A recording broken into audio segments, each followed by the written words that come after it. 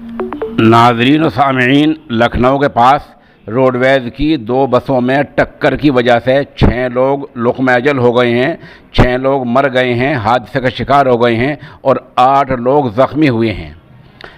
ये हादसा दोनों बसों की टक्कर काकोरी हरदोई रोड पर गांव बादनगर के पास हुआ है। ये दोनों बसें हरदोई डिपो की थी। एक बस हरदोई से लखनऊ आ रही थी और दूसरी बस लखनऊ से हरदोई जा रही थी। हरदोई से लखनऊ जाने वाली बस ने ट्रक को ओवरटेक करने की कोशिश की, जिससे ये हादसा हो गया। बहरहाल कुल मिलाकर दोनों बसें रोडवेज़ की हैं।